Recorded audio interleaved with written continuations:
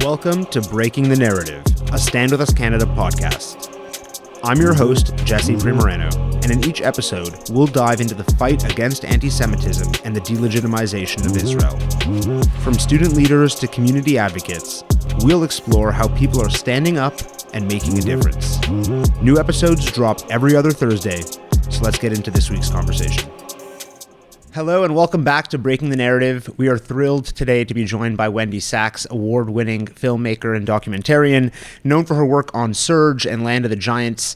We're here today to talk about a project that is more recent and I would imagine much more meaningful, not just to us as a community, but to Wendy, and that being October 8, documentary exploring the immediate response that we saw in North America and around the world to Hamas's October 7 attack against Israel. And before I say any more, we're sitting here with the writer, director, and producer. So I'll let her. Wendy, welcome. Thank you for joining us. Thank you so much for having me. So as I was about to do, why don't you, just in case there are some viewers who haven't had the good fortune of seeing the documentary yet, in a few sentences, just summarize a little bit about what October 8 is all about. Yeah, it's really about the explosion of anti-Semitism in the aftermath of Hamas's attack on Israel. We look to the explosion on the streets of America, to social media, to college campuses, to really unpack how did we get to this moment where Hamas is being celebrated as freedom fighters rather than as terrorists. I mean, that's really what we're sort of laddering up to. How did this happen? How did we get here? And it's complicated. You know, there's a lot of things we're exploring, from media bias to bias coming from NGOs like Amnesty International and Human Rights Watch, to this idea that, you know, Israel is this white colonialist, apartheid settler, you know, state.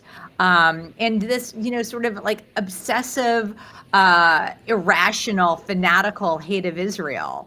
And really understanding that anti-Zionism is the modern form of anti-Semitism, full stop. Like, there is no gray there anymore.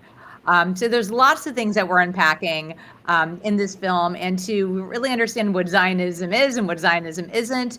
But how did we get to this moment where, you know, Hamas is truly being sort of embraced by some of the smartest people in our country, in America, and throughout North America, and in Europe and in the West, as somehow, you know, the freedom fighters.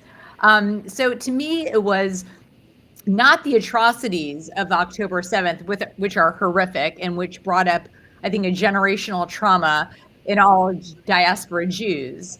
But to me, it was the response, it was the reaction and the non-reaction of October 8th and beyond, where we saw more than 30 student groups signing onto a letter blaming Israel for the attack on itself.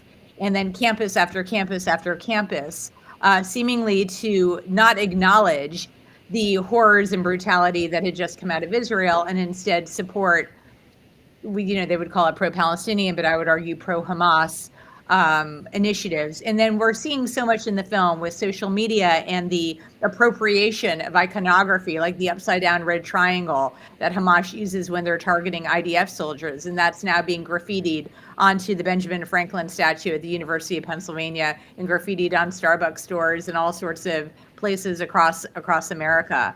So they're appropriating the language, they're using the imagery, and, you know, it is just, to me, it became a moment where, between the hostility that we were seeing, the violence, and the silence coming from women's rights organizations and UN Women, from Hollywood to Capitol Hill to governments around the world, that sort of inferno of hostility and hate meets silence, and that cauldron of everything that was created led to me making this film. So it sounds like it's a multi-layered problem that you're trying to unpack, questions that you're trying to answer. And, you know, before we get into all of that, I want to just, you know, tell our audience that, you know, from my understanding, it was the days after October 7th, you were actually on a university campus with your daughter and saw this all firsthand, which motivated you to take on this project and to explore this topic. Outside of, you know, all the stuff that you just mentioned, what was the impetus when you said, okay, I need to create this documentary? What were you hoping to achieve besides uncovering and answering all those questions? What was the real goal behind the documentary? To get the world to understand what's happening. You know, I'm someone who's been sort of steeped in understanding Israel and what's been happening in progressive circles, as someone who's, you know, politically center left. I live in those spaces, and I've been watching things evolve in the Democratic Party and even among my own professional and personal friend groups. And this just misunderstanding and the hijacking of the narrative about Israel that has just led to this really sort of fanatical, obsessive hate of Israel that it's clouded everything else. And I think that's, what Richie Torres does so beautifully in our film. He talks about, the soul of America and what's at stake here. And he has so much moral clarity when it comes to actually calling out hate and calling out terrorism, when so many other people are afraid to do that, because for whatever reason, I mean, we know the reasons, but there is so much hate and vitriol towards Israel that at the end of the day is what it's about. It truly is. It's sort of an irrational, obsessive hate of Israel that has created the silence in women's rights organizations, the silence from Hollywood, the silence of people on the left and progressives that led to this moment. And I wanted to unpack what that was, and I want to show the receipts and explain to people without being preachy, without being political, without being ideological. Here's what's happening. Understand what's going on is anti-Semitism. Full stop. And I think beyond that the anti-Semitism that they're demonstrating is contributing to the erosion of their society altogether, right? That it's not just about Jews, but that this is attacking, our Western values and their freedoms as Americans and as Canadians. And I think, you said it very aptly there, that it comes down to a clouding of their judgment, right? At this point, it feels like, a refusal to address or acknowledge anti-Semitism has actually become a failure to be able to identify anti-Semitism, right? We see police data all over North America shows us the spike in anti-Semitic incidents since October 2023. Meanwhile, Pew Research shows that amongst university students and, those under 30, they don't actually seem to identify that there is more anti-Semitism in the world than Islamophobia, especially given the vast differences in the sizes of our population. So I guess having said all of that, my question, and to go back to what you said as well about progressive spaces, what is it that progressive communities and young people are really struggling to understand right now as it relates to anti-Semitism? Because it's not about the response. It doesn't seem that they're even able to see it in the first place. They aren't able to see it. I think that, this young people have really been raised to be social justice warriors and to feel that they're on the right side of the issue, which probably isn't even a new thing. I think young people are generally wanting to be on the right side of issues and fight for the underdog. And I think it's just been framed that Jews are not the underdog. Even though our numbers are quite tiny, people don't even realize how small our numbers are. One of the things I do in the film is I was actually sort of obsessed with making sure that people know the percentage of Jews in America and around the world. One of the things I would do when I was filming, and I filmed, about 80 interviews, and I was shooting for like 9 months. I would always ask my crews, I would ask my cinematographers, how many Jews do you think are in America? Like, this was like my sort of like parlor game that I would ask. And inevitably, they would answer 20 to 30%. They thought 20 to 30% of the American population was Jewish. We are less than 3%, and we are 0.3% in the world. So when I would tell them there were less than 3%, they couldn't get their heads around that. Because to them, and granted, I was filming on the East Coast and the West Coast a lot, everyone they seemed to know was Jewish, or people in the entertainment industry were Jewish. So while we do punch above our weight and we're higher indexed in many industries, we are small numbers. And so there were like data points that I just wanted to get into this film, because really I made this film not for the Jewish audience, although Jewish communities are embracing this and it's affirming and inspiring to a lot of people. Really, I wanted to make this film to teach non-Jewish audiences of how we got here and what's going on, so they can identify anti-Semitism today. So when they see a sign like we show in the film from a UC Santa Barbara president, her name is Tessa Vexler, president of the student body, and when she has a sign up that says "No Zionists Allowed," I want people to understand that means no Jew allowed, and they need to understand what that means. And so there's a lot of things that I'm trying to get across here. So you asked the question of, how did we get here and what's going on? And, through your work and through the documentary, I understand that you've uncovered a lot of that, the answer to that question of how we got here. I think a lot of people were surprised to see when the encampments popped up that every encampment across, the different campuses had the same tents and the same materials, and it was clearly very well orchestrated. So I'd like to hear your insights as to, how were these efforts on campuses in the immediate aftermath of October 7th so well orchestrated so quickly? I'm going to answer that, but I realized I didn't really answer your question more about sort of Islamophobia and what's happening on the left, and I sort of digressed, and forgive me because I haven't slept in like 17 months, and I think I was in 9 states, my second country in about 15 days. So I don't even know what time of the day it is right now. But to just go back and quickly answer that question, I do think young people have been raised with, trying to understand and accept DEI and be really socially conscious of the color of people's skin and their sexuality and, pronouns even. And there's a lot of sensitivity around this. But when it comes to Jews, we don't fit into that same bucket. We're not part of a marginalized community as far as anyone else is concerned. And so I think that what happened after October 7th, and your question was like, why is it so hard for people to sort of identify it? It's because they believe that Jews are not a minority. They don't believe that Jews are a marginalized community or an oppressed community. They don't understand that we are targeted at much, much, much higher rates, and all of the data supports that. And we talk about that in the film. We have FBI data that supports exactly what you're saying, with the amount of hate on the Jewish community versus the Muslim community. It doesn't even compare. But it's always positioned as anti-Semitism and Islamophobia in the same sentence. Like, you can't separate the two. And we had that a lot during the past administration, the Biden administration, the Kamala Harris administration. And I think it made a lot of people's heads want to explode because it just wasn't, it's not fair.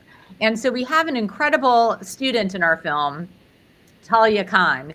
She's Afghan Muslim. Her father is Afghan Muslim and she's Jewish. And she speaks so well. And so she's a great person to speak to this because she says half of my family is hijabi. And she says, but what's happening at MIT, the anti-Semitism problem we're having, it's not the same as Islamophobia. And that's not to say that Islamophobia isn't real and isn't terrible, but we can't say it's the same problem. You got to call it out for what it is. And she's so great on speaking to that. And I think that's exactly the issue, is that there's a fear factor of being called Islamophobic. God forbid, you say, no, but the problem's with the Jewish community, then somehow you're Islamophobic. So I think part of it, cancel culture and what we used to call in my day political correctness, people are afraid about being called a racist. And so even if they know, like, God, that smells bad, this is anti-Semitic and this is like Jew hatred, they're afraid to call it out because, if Jews are the oppressors, if they're the white colonialists, then they can't actually be targeted. They can't actually be hated on.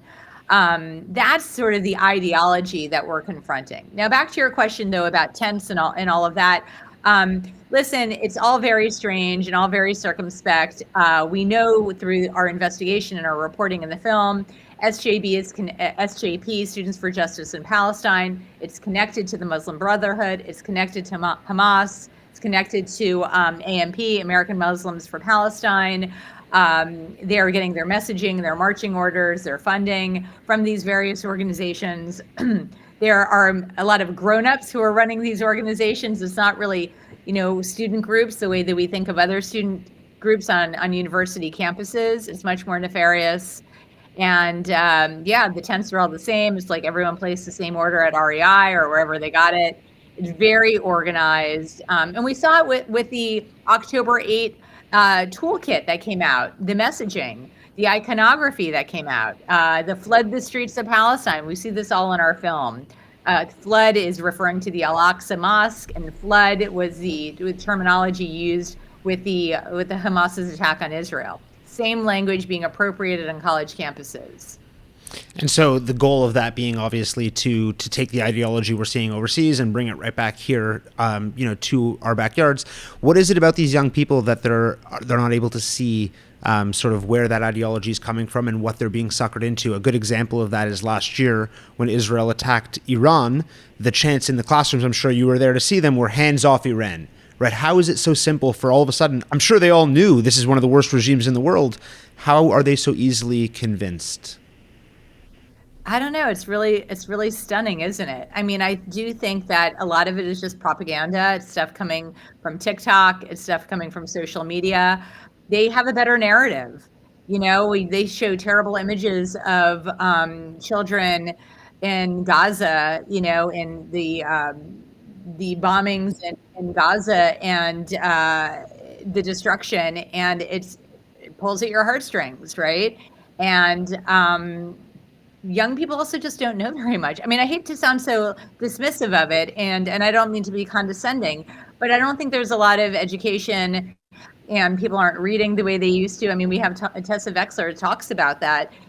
There's not a foundation of knowledge of really understanding. They don't know the Middle East. They don't know river to the sea. They don't know what river. They don't know what sea. They don't know the land. They don't know the origin. I would argue Jews in the diaspora don't know a lot of these facts either. So I think there's definitely a lack of understanding and nuance, and they don't know what Iran is all about. They don't understand jihadism. What was just sort of mind-blowing to me when I was on a lot of these protests is at Columbia University, you would hear chants of "turn the boats around," and they were referring to the Houthis in Yemen. And you see gay pride flags, queer flags, like the pink and the blue and the gray flags, right next to the Houthi flags and the Hamas flags. And you're thinking, what is going on here? Anyone who knows anything knows that Israel is the most pro-LGBTQ country, certainly in the region, if not one of the most in the world, the most gay friendly. And if you are openly gay in the West Bank or in Gaza or in the Arab world, you are likely to be murdered. And even that in itself is something that people who are sort of supporting Hamas and supporting this messaging, they don't want to understand, or they refuse to understand, or they think it's all fabrication. So it's just sort of mind-blowing how this intersectionality has really come together, and they're in lockstep with terrorism and Islamic jihadism and Sharia law, none of which would be supporting any of these progressive values. Right, and that's the most complicated part to understand, is that the ideology that they've started to associate with is completely counterintuitive to everything that they've stood for before this, right? And when you talk about the demonization of Jewish and pro-Israel students on campus, none of these folks would ever stand for this if it was against any other minority community, right? It's only okay when it's the Jews, which is something that I guess we've seen for thousands of years.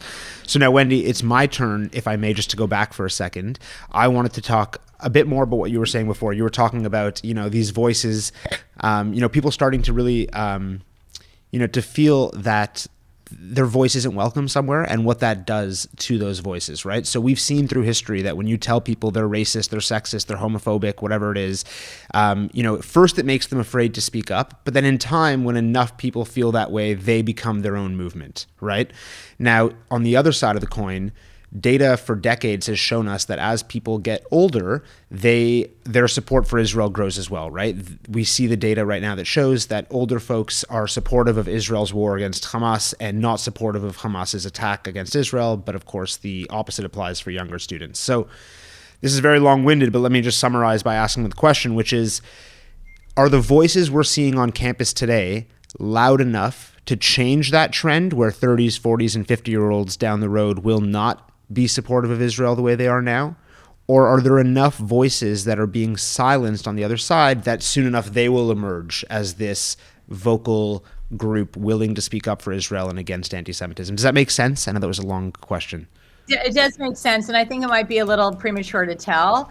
I'm optimistic. I mean, listen, what I have seen since October 7th is this sort of the village coming together, the tribe really tightening, and young people really feeling a stronger sense of identity, wearing their Magen Davids. I mean, I never even wore a Jewish star up until a few months ago. And I was even making this film not wearing a Jewish star, and then my sister bought one for me. But I'm seeing it with young people, and it's a beautiful thing. And I think that listen, we've found our people, we've come together, we're trying to be strong and be outspoken and feel confident in who we are, and that gives me a lot of hope. I see these young people, I am so inspired by them. I was a pro-Israel activist when I went to college a million years ago, but I did not face any of this. It was very quiet, it was very conservative back then. I remember being handed a book from APAC, because I was a pro-Israel, APAC person on campus, and it said myths and facts. And I was out there trying to, understand, being able to, confront this sort of propaganda even back then in the 90s. But we didn't face any of this level of hate. And I could be a feminist, and I can be in progressive circles, and I wasn't being told that, I was a Zionist racist back then. Yeah, no question. I would say that it wasn't just that we woke up on October 8th, but I think on October 7th, you could say Hamas attacked Israel, and on October 8th, they attacked the Jews around the rest of the world. And this is an area where you are, an expert, and I would love to get your perspective, but we talk about all the proxies that Israel's fighting on all these fronts, Iran, Hezbollah, Hamas, et cetera. And in time we realized that the diaspora Jews were fighting on their own front here too. And in a way, it feels like they've become a proxy, the diaspora community, to demonize Jews around the world. You talk a lot about the betrayal of the West in your film, and this notion that, Jews felt safe here for thousands of years. We knew anti-Semitism existed, but we felt safe. The generational trauma left us hypersensitive and aware of it, but it wasn't until October 8th that we realized the depths of what it really was. You studied that Western betrayal. What did you learn about its origin? How has anti-Semitism evolved to get to the point that we're at now? I mean, we Noah Tishby walks us through that in the film, and we talk about the religious hate, biblical hate, religious hate, racial, what happens, with Nazi Germany, and the latest mutation of that is anti-Zionism. Which has been, it didn't pop up on October 7th. That's been brewing for decades now. I mean, we saw it in Russia in the 50s. We saw it even before that. It's always been, it's not about the Jews, it's just about the Zionists. So we have Noah Tishby talking about it. We have Einat Wilf in the film talking about it, explaining, what this is and what it looks like. And even the language and the propaganda we're seeing today is really sort of out of the like Russian 1950s anti-Zionist language. It's the same stuff that's just being, circulated again. And it's not about the Jews. We've got no problem with the Jews. It's just the Zionists. So Zionism has just been a dirty word for a very, very long time. It's become a lot more mainstream now. It used to be more fringe, and now it's just really sort of jumped the lab and is into the popular culture. For sure. So, like I said, anti-Semitism is real, very real, and I don't want this question to come across in any other way, but I'm just curious, after, going through this process and doing this expose, is it your impression that it is just about the Jews, or do you think we're just the typically convenient scapegoat for, anti-West and anti-Western sentiment? I think it's a little bit of both. I mean, I think it always starts with the Jews. We always say it starts with the Jews, it doesn't end with the Jews. But there is something very much about the Jews. It's not just about the West. I mean, we will see the burning of the Israeli flag with the burning of the American flag. So that happens all of the time. So obviously, Iran and its proxies who want to take over the world and regain their glory want an end to the West. So it's not just about Israel, it's about the West for sure. And people are sort of here in North America, I think, refuse to see that. But make no mistake, it's also about Israel. Like, they do not want a Jewish state, right? So, and by the way, there's a lot of people in America, and I know here in Canada too, who also do not want a Jewish state. And we would not have made a film, and we wouldn't be having this conversation if the protests on campus were about, we want two states, we want two states, we want peace. Instead, when I was standing at Columbia University, I'm hearing, we want it all. We want it all. One state, one state. That's what they want. They do not want a Jewish state. So I would say it's all of these things coming together. It's a hate on the West, and it's a hate of Israel. Right. And a hate of Jews. A lot of hatred, it sounds like, then. There's a lot of hatred out there. So let's shift gears a little bit then away from the hatred, because I think, it's difficult to talk about, as important as it is, but let's talk about why the truth isn't necessarily making it to to the television screens and the phones of everyone out here in the diaspora. So we had Miriam Hart on our podcast last week, and we talked about how clear it is to us that we're on the right side of this good versus evil. Meanwhile, the media, who plays a huge role in shaping public perception of things, refuses to report on this in the right way. So even just something as simple as putting a disclaimer on the screen that this data comes from the Hamas Health Organization, rather than a reliable source, who by the way, just I think yesterday it came out that 72% of deceased in Gaza are males of combat age, despite everything they've been telling us for months. So we've seen this misinformation come to light and the truth really come out. You've been doing this for a long time. What's your understanding of why the media refuses to report on this accurately? It can't just be about pandering to their viewers. It must be about more than that. I think it's about ideology. I mean, I think a lot of these reporters are, and I hate to be listen, again, I'm someone who in 70% of the American population are registered Democrats. I consider myself, someone who celebrates progressive values and causes and all of those things. And I'm a media person. And yet at the same time, it's enraging to know that the New York Times and the Washington Post and NPR and the BBC and all these places that you look to as authorities of journalistic integrity just are deeply steeped in ideology and a narrative that, again, Israel is the oppressor, and that they would take, Hamas's word for it and not give caveats and just trust freelancers or people who are, apparently, and I use, air quotes, reporting from Gaza. These are not trusted, reliable sources. And yet these are the people that our mainstream news organizations are relying on for news and for accuracy. And it's just not newsworthy or accurate. And it's just stunning to me. I mean, the headlines in the New York Times, the way things are phrased, there is just such a bias when it comes to Israel. It's so, I mean, honestly, it's disgusting, the level of bias that we see. It's horrifying. We show it in the film. It was one of the things that was really important to me to get across. And we show it in a scene with the so-called hospital bombing from October 17th and how that was handled. And that just sort of exposes one small moment of a huge picture of how much bias exists out there. And that is also leading to, young people and millennials and Gen Xers and everyone, really having a very different perception of Israel that I would say does not give a full picture. Doesn't give a full picture, exactly. What you're telling me basically is that the two institutions that we rely on to give us information and shape our view of the world, academia and the media, are both effectively just rotten at the core, that the people that we rely on to run these institutions are ideologically corrupt? Yeah, I mean, I don't like to use the word rotten at the core because it just sounds like it's all, and people use that all the time when we're talking. I think it's a little bit, I try not to be too dramatic and too hysterical about it, because I also think it sort of diminishes credibility. But I would say that there's a lot of problems going on.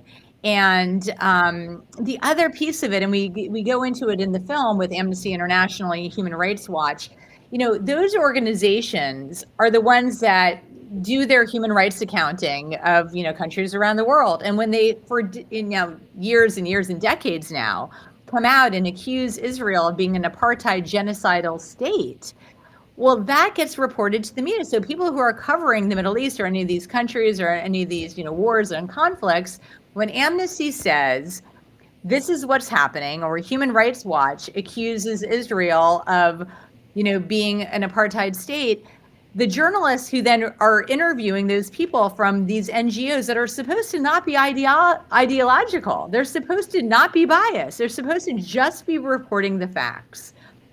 So you have generations now of journalists hearing from what are supposed to be these, organizations that have a moral clarity about them, which they do not. They're corrupt. They have ideology. So it is this Venn diagram, and that is what I tried to explain in the film. It's all overlapping that has created this perfect storm. So it's not that they're all rotten at the core, but it's more that it's just steeped into all parts of these organizations, and they're all sort of interconnected.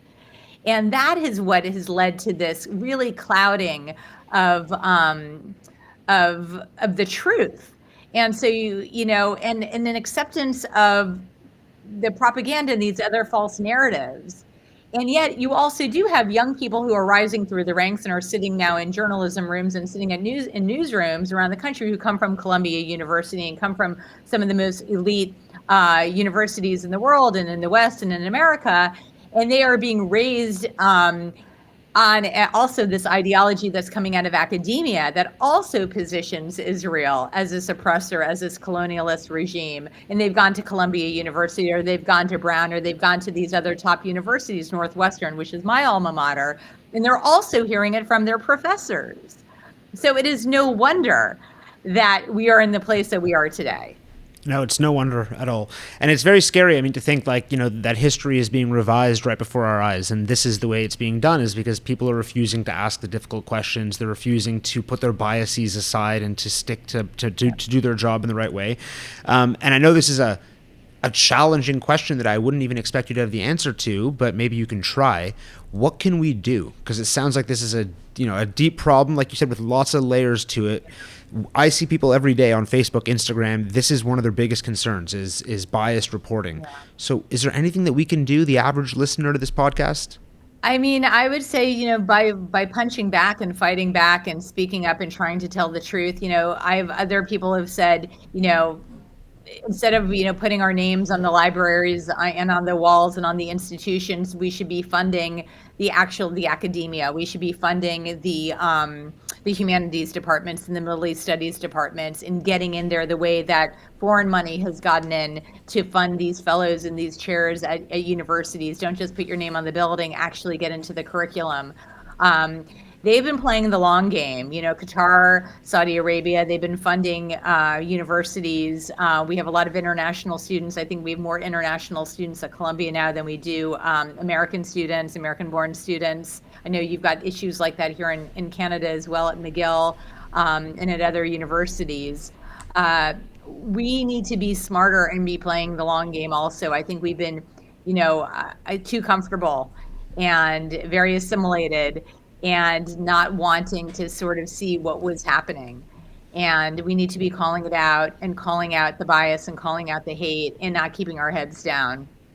Yeah, I think the message is that we can't give up. The Jewish people have survived, thousands of years at this point through persecution by just continuing to chip away one little bit at a time.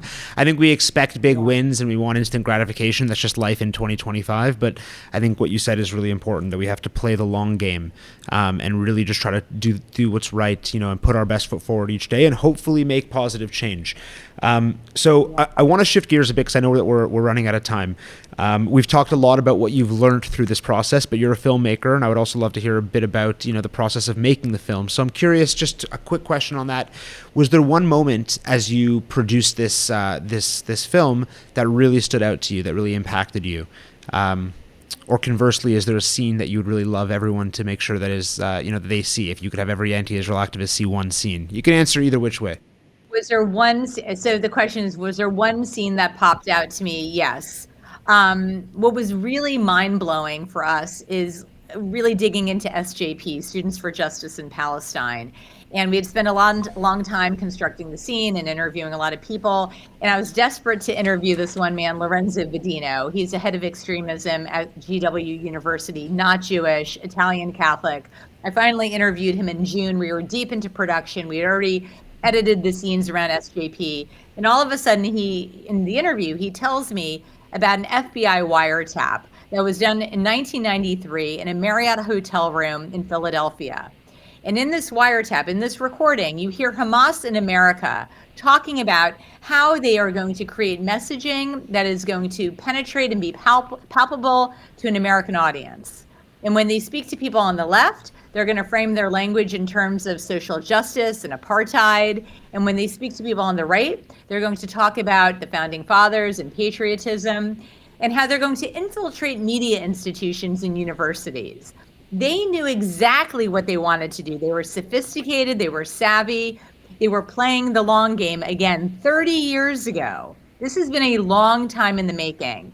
And I think even we were able to find that FBI wiretap. You hear it in the film. So we are showing the receipts on this. You can hear Hamas in America. And at that time, the United States government didn't actually designate Hamas as a terror organization.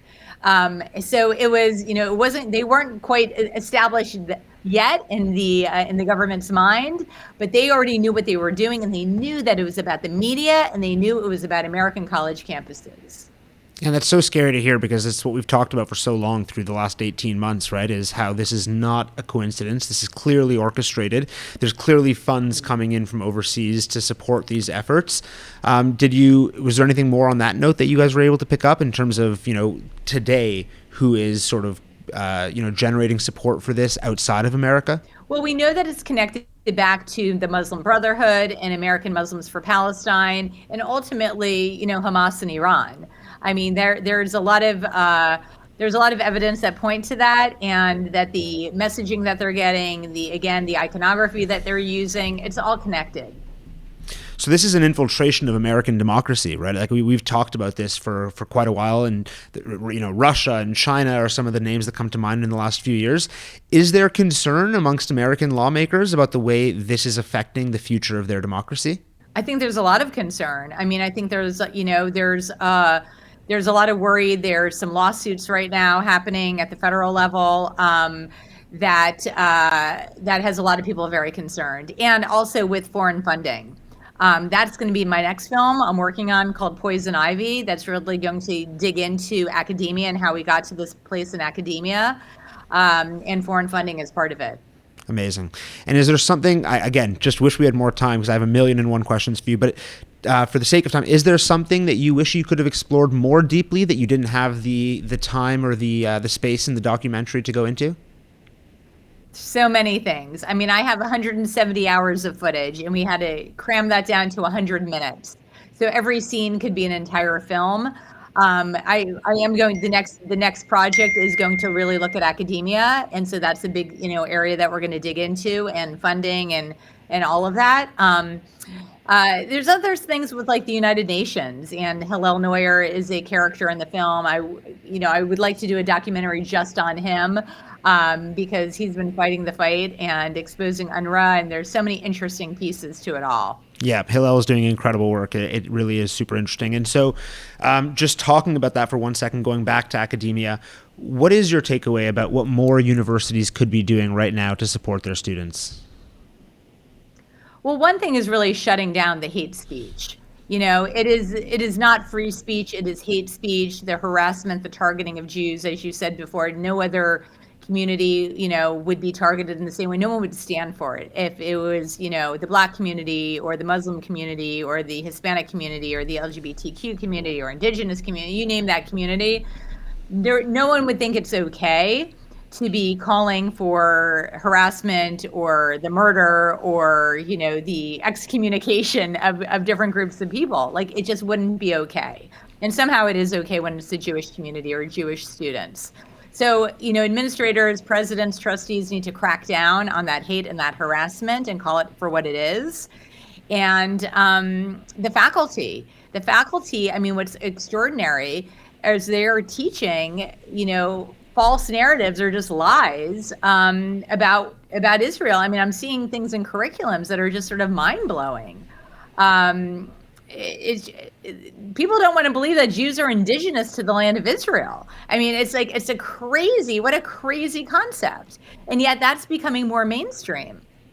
Yeah, I mean, what's becoming mainstream is the notion that facts are less important than feelings, I think, and that's what we're seeing a lot of, at least from our side, is we give students our materials to go out and have conversations with those who disagree with them, and they come back to us and they said, well, they said that everything we gave them was a lie and that it wasn't real, and that seems to be a lot of what our students are facing right now. So we talked about what we need from the universities, but briefly, from all the conversations you had with students and student groups, what do we as a Jewish community need to do differently when it comes to not just combating anti-Semitism, because I know we talked about, playing the long game and chipping away, but for educating our young people, where do we need to focus? What can we do differently to help them be empowered and informed the way they need to be?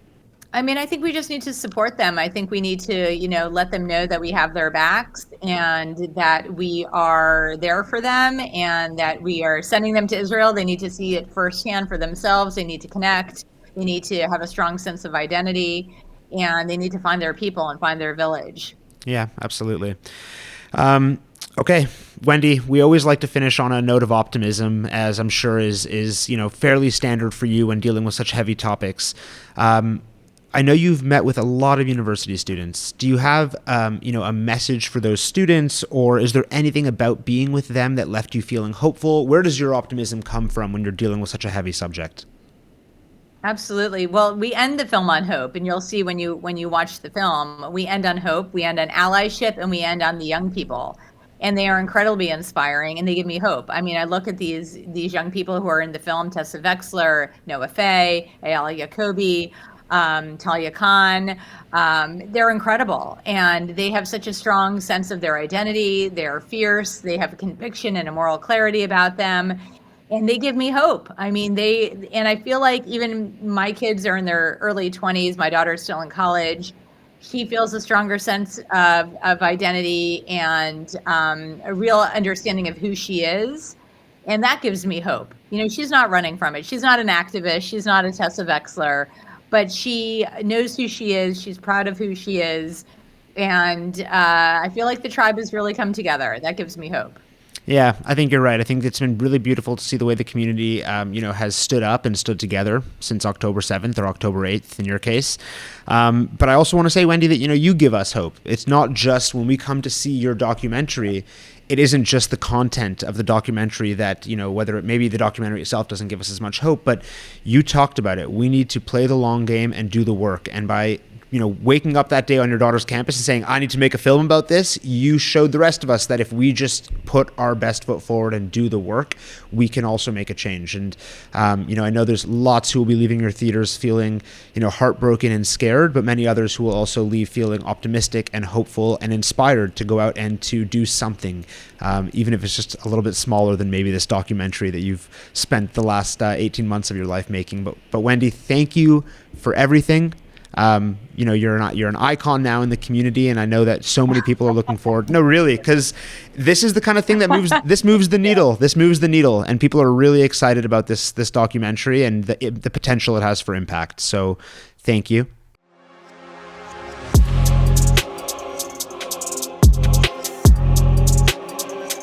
Mm-hmm.